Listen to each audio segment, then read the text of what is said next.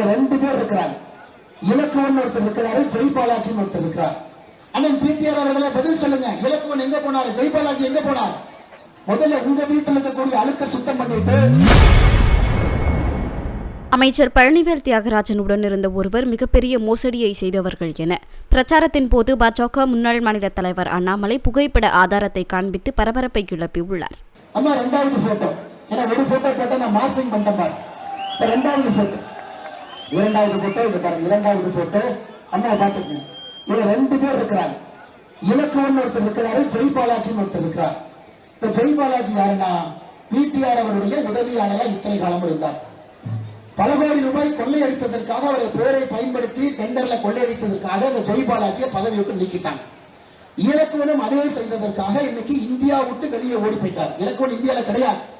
2 பேர்த்த கூட வச்சுக்கிட்டு சுத்தத்தை பத்தி இவரு நம்ம கிட்ட பேசுறாரு. பல காவல்துறை நண்பர்கள்ட்ட நான் கேட்கிற, ஐயா இலக்குவன் எங்கேயா போனார், நீங்க தொலை வேண்டியா? அண்ணன் பிடிஆர் அவர்களே பதில் சொல்லுங்க. இலக்குவன் எங்க போனாரு, ஜெய்பாலாஜி எங்க போனார்? முதல்ல உங்க வீட்டில் இருக்கக்கூடிய அழுக்க சுத்தம் பண்ணிட்டு அண்ணன் சுந்தரிசி அவர்களை பற்றியோ இன்னொருவரை பற்றி பேசுவதற்கோ நீங்க அரசியலுக்கு வாங்க இருக்க சொன்னீங்களே, இவரெல்லாம் அவர்களுக்கு கூட இருக்கக்கூடிய உதவியாளர். அவரை வைத்து பணம் சம்பாதிப்பதை முழுநேர வேலையாக வைத்திருந்தார். ஐயா பிடிஆர் அவர்களே மறுபடியும் அன்போடு கேட்டுக்கொண்டிருக்கிறேன். இந்த சேவை செய்ய ஒருத்தர் வந்திருக்கிறாங்கன்னா கேட்ட கேள்விக்கு பதில்.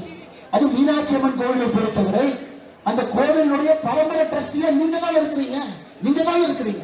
உங்களுடைய குடும்பம் தானே பரம்பரை ட்ரஸ்டி. இவர் என்ன கேட்கிறாரு, ஐயா கோயிலுக்கு போறவங்க ஒரு பாத்ரூம் வேணும், ஒரு டாய்லெட் வேணும், போற ரோடு சுத்தமா இருக்கணும், குப்பை இல்லாம இருக்கணும், அதை பார்த்து விட்டு மீனாட்சி அம்மனை தரிசிக்க வேண்டும் என்று ஒரு பக்தனாக கேட்கின்றார்.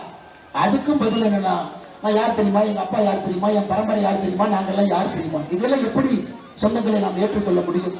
அவங்க அப்பா நல்லவர்களுக்காக இவருக்கு நீங்க 2 முறை ஓட்டு போட்டீங்க எனக்கு தெரியுங்க. அவருடைய தந்தை நல்லவர் என்கின்ற ஒரே காரணத்திற்காக 2 முறை நீங்கள் வாக்களி, அது போதுங்கம்மா. அப்பாக்காக 2 முறை பையனுக்கு கொடுத்துட்டோம். ஆனால் இந்த முறை மாற்றம் வேண்டும் என்பதில் நீங்கள் தெளிவாக இருக்க வேண்டும்.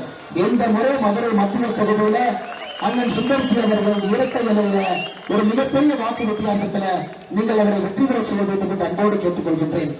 அருமை சொந்தங்களே, மீடியா செய்திகளை உள்ளது உள்ளபடி தெரிந்து கொள்ள ரெஃப்ளெக்ட் நியூஸை சப்ஸ்கிரைப் பண்ணுங்க.